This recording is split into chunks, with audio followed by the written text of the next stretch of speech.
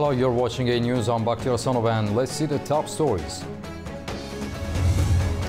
Pakistan and Afghanistan agreed to immediate ceasefire after peace talks in Doha. Israeli protesters demand Netanyahu step down and rally for return of all hostages. And Bolivia heads to the polls in a tight runoff as voters seek a president to leave them from crisis.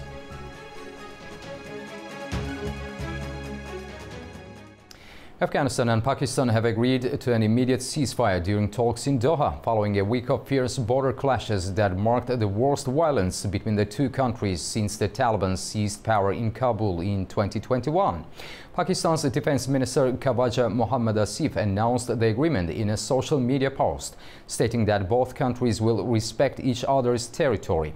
Delegations from both sides are set to meet on October 25th in Istanbul, with Qatar's Foreign Ministry saying the follow-up meetings aim to ensure the sustainability of the ceasefire and verify its implementation in a reliable and lasting manner.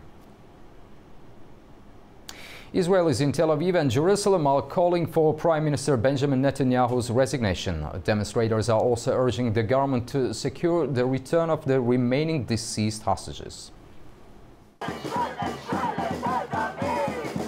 Thousands of Israeli protesters took to the streets of Tel Aviv and Jerusalem, demanding that the government finalize the hostages deal and ensure the return of the remaining deceased hostages from Gaza.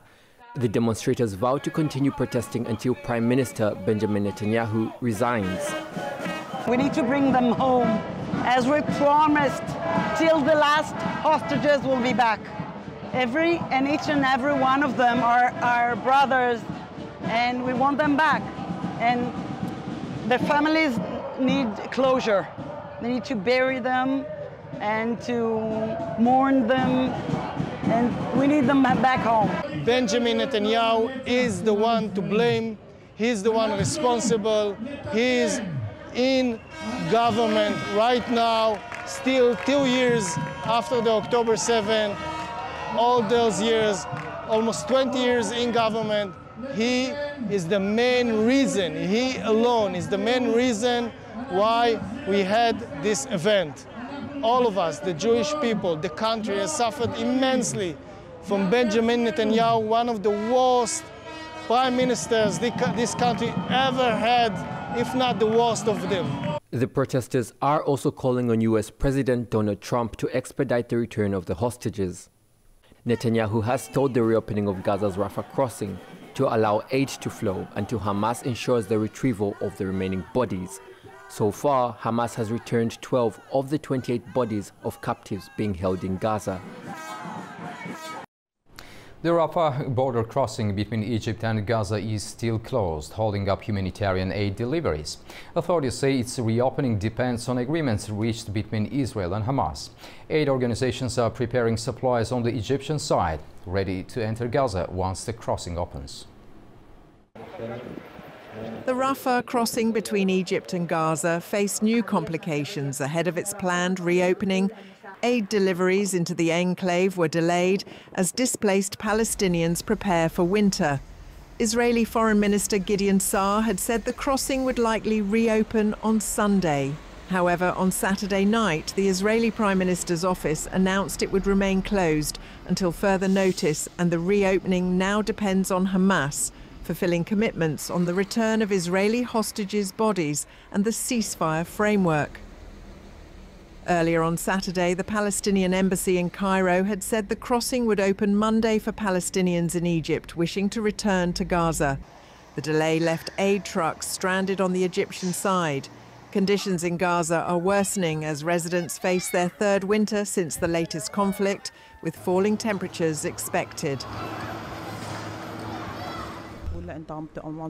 Most of the trucks are loaded with food, which might spoil, so we are trying to be very focused on getting them in quickly and completing the procedures in advance. This way, the food in the trucks won't spoil due to the prolonged hold-up. We are preparing as many ready-to-eat meals as possible because there is no fuel there. An Israel-Hamas ceasefire, mediated by Egypt, Qatar, Turkey and the US, took effect on the 10th of October. Its first phase covers prisoner exchanges, humanitarian aid into Gaza, and partial Israeli withdrawals. The U.S. State Department says it has credible reports that Hamas is planning an imminent attack on civilians in Gaza, which it says would violate the ceasefire agreement. A statement released Saturday morning that any planned attack against Palestinians would be a direct and grave breach of the ceasefire, jeopardizing the progress made through mediation efforts. Meanwhile, Hamas dismissed the claim as false. The first phase of the Hamas-Israel ceasefire remains underway. All living hostages have been freed, and the return of bodies continues. U.S. President Donald Trump announced on Saturday that 2 men who survived a U.S. strike on a drug-carrying submarine will be sent back to Ecuador and Colombia. Trump said the very large vessel was destroyed as it traveled toward the United States along a known narco-trafficking route. He called it his great honor to eliminate the submarine. According to U.S. intelligence, the vessel was loaded with fentanyl and other illegal narcotics. Legal experts say the move avoids legal complications over detaining suspected traffickers, while previous strikes that killed 27 people have drawn criticism for possibly violating international law. Bolivia is gearing up to hold a presidential runoff election on Sunday after no candidate secured an outright victory in the first round of voting on August 17th. The first round result marked a stunning blow to the incumbent Movement to Socialism, or MAS party, which has dominated the South American country's politics for almost 20 years. As voters in Bolivia head to the polls this Sunday, the stakes could not be higher. After nearly 20 years of one-party rule, the country stands on the cusp of major change. The runoff pits centrist Senator Rodrigo Paz against conservative former President Jorge Tuto Quiroga. Both candidates aim to roll back elements of the MAS era, state-led model, but differ in how drastically. I ask everyone to join us this Sunday to open a path with hope and a bright future for Bolivia. I believe that after 20 destructive, unfortunate and disastrous years, we have a unique opportunity to end that darkness and for the sun of a new dawn to shine for my Bolivia for a long time. We will see that on October 19th.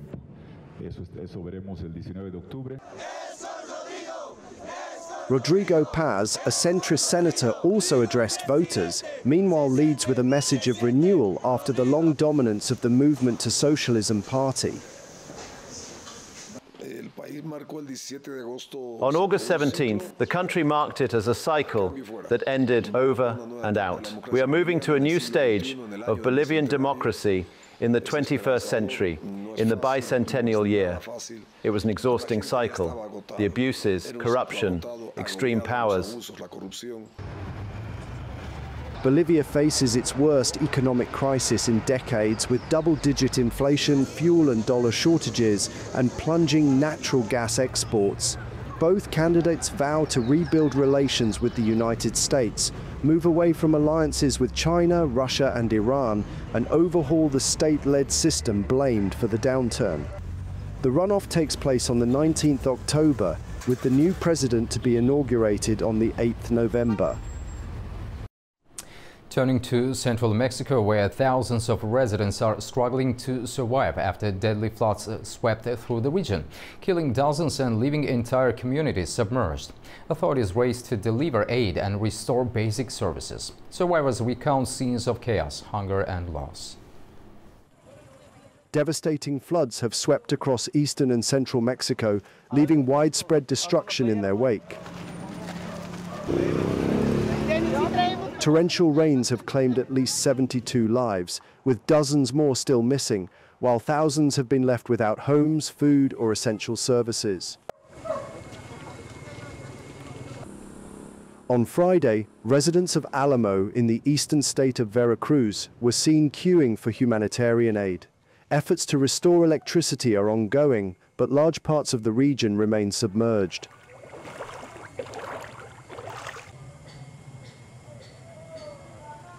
Total chaos, everyone without food, without water, without anything or anywhere to sleep.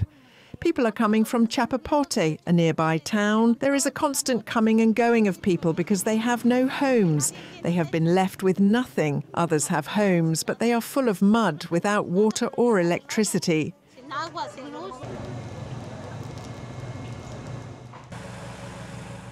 President Claudia Sheinbaum said the floods and landslides, which began last week, have affected 5 states: Veracruz, Hidalgo, Puebla, Querétaro and San Luis Potosí.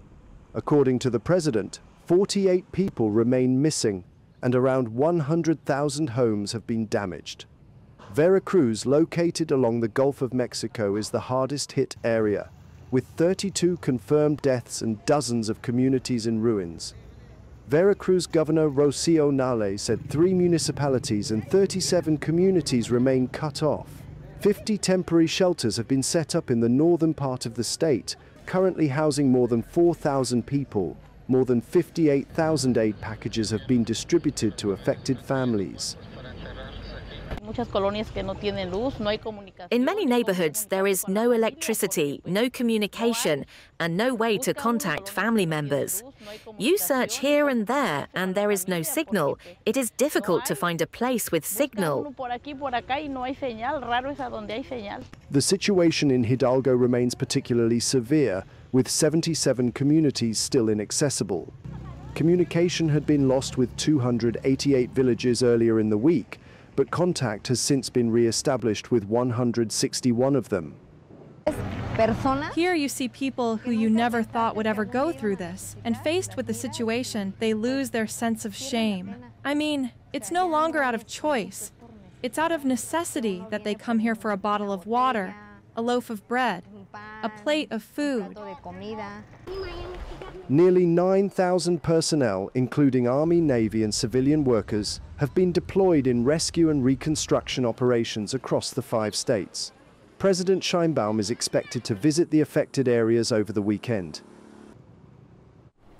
Philippines residents evacuated as Tropical Storm Fengshen brings heavy rains. Residents of Roxas City in Capiz province were evacuated on rubber boats on early Sunday morning, as Tropical Storm Fengshen brought heavy rains and widespread flooding to parts of the central Philippines. Rescuers navigated through inundated streets to help families move to higher ground. Fengshen, locally known as Ramil, made landfall early Saturday over the province of Sorsogon, carrying maximum sustained winds of 65 kilometers per hour and gusts of up to 90 kilometers. According to the Philippine Weather Bureau, Fengshen weakened slightly over the island of Samar, but may re-intensify once it moves back over the sea on Sunday. Authorities have urged residents in low-lying and coastal communities to remain on high alert and prepare for possible evacuations.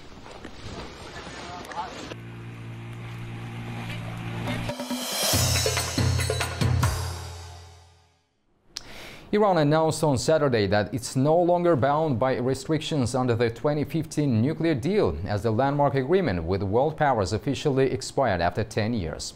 In a statement, the Foreign Ministry said that all provisions and mechanisms of the Joint Comprehensive Plan of Action have now ended. However, Tehran reiterated its commitment to diplomacy. The 2015 accord signed with the US, UK, France, Germany, Russia and China had placed limits on Iran's nuclear activities in exchange for sanctions relief.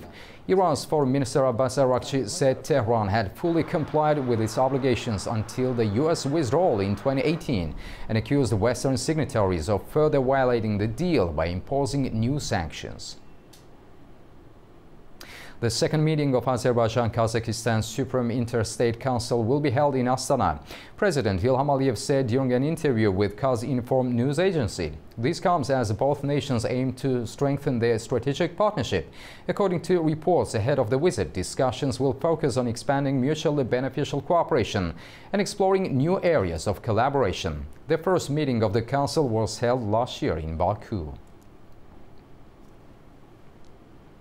Staying on these two countries, both are strengthening their long-standing partnership from trade and transport to energy and cultural exchange. Built on shared history and trust, the two Caspian nations have signed more than 160 agreements, turning decades of friendship into a solid strategic alliance. Azerbaijan and Kazakhstan are deepening a dynamic partnership rooted in shared language, culture, and long-standing trust. Since establishing diplomatic ties in 1992, the two nations have grown from friendly neighbors into strategic allies. Regular meetings between President Ilham Aliyev and President Kassym-Jomart Tokayev have turned political dialogue into concrete results, from energy cooperation to transport and digital trade. In just the past 2 years, the two leaders have met more than 5 times at major summits, from the Organization of Turkic States to the Shanghai Cooperation Organization. Economic ties are expanding fast. Trade turnover reached $314 million in 2023, up almost 120% from 2020. Energy, logistics and agriculture drive the exchange, while both sides work to boost cargo through the Middle Corridor, connecting Asia to Europe via Baku and Aktau ports. The partnership rests on a strong legal foundation, 163 agreements signed, including landmark declarations on strategic alliance and mutual cooperation dating back to 2004, 2005 and 2022. With expanding trade, shared projects and deep political trust, Azerbaijan and Kazakhstan are shaping the Caspian into a corridor of stability, energy and unity across the Turkic world.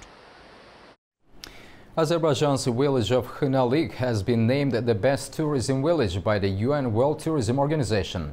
The award ceremony and the third annual network meeting for 2025 was held in Huzhou in China.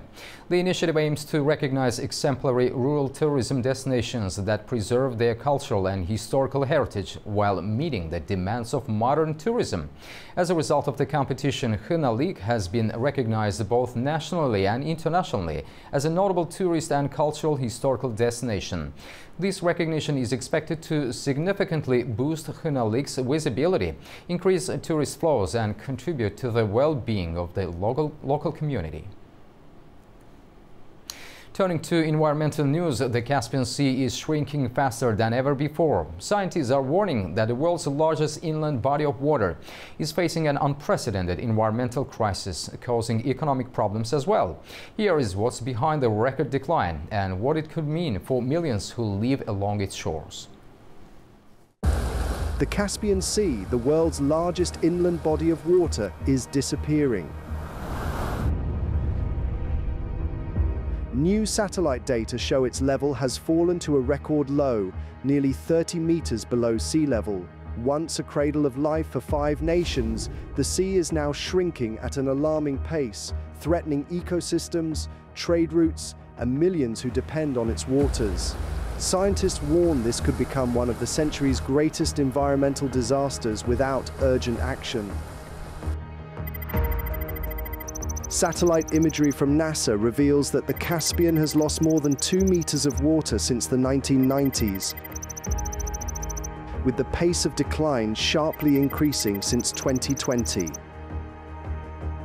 Scientists say the crisis begins upstream in the Volga River, Europe's longest river, stretching over 3,500 kilometers, supplies 80% of the Caspian's water. But in recent decades, its flow has dropped by almost 20% as over 40 dams, industrial use and expanding irrigation systems divert water before it reaches the sea. Russian agricultural demand, intensified by Western sanctions and warmer, drier conditions, is further depleting the river's discharge, turning what was once the Caspian's lifeline into its greatest vulnerability. Falling water levels are devastating biodiversity. The Caspian seal, found nowhere else on Earth, has lost 95% of its population, with fewer than 70,000 remaining. Sturgeon, source of the world's prized caviar, have lost most of their spawning areas and are near extinction. Environmentalists warn the Caspian crisis mirrors the Aral Sea disaster, but with even greater consequences. The shrinking sea is altering weather patterns, drying wetlands and accelerating desertification across southern Russia, Kazakhstan and Azerbaijan. Exposed seabeds could release toxic dust, threatening air quality and public health. The crisis is also economic. The Caspian has long been a key trade and energy route linking Central Asia with Europe. Ports in Azerbaijan, Kazakhstan, Russia, Iran and Turkmenistan face billions in losses. Azerbaijan's Dubendi oil terminal has seen shipments fall, requiring constant dredging. Kazakhstan's Aktau and Kurik ports are also affected, with ships carrying lighter loads or waiting for higher tides. In Russia, shallow waters are disrupting access to the Volga-Don Canal, a vital link to global shipping. The energy sector, the backbone of regional economies, is feeling the pressure. Offshore oil platforms now require longer pipelines and deeper channels. Kazakhstan's Kashagan field, one of the largest in the world, faces mounting operational costs. Experts warn that if the trend continues, the Caspian's northern oil zones could become completely inaccessible. Despite repeated warnings, regional cooperation remains weak. The 2003 Tehran Convention was meant to protect the Caspian, but key protocols on biodiversity and environmental assessment are still largely unimplemented. Thank you for joining me, and that's your news update for now. Make sure you stay tuned to A News for more.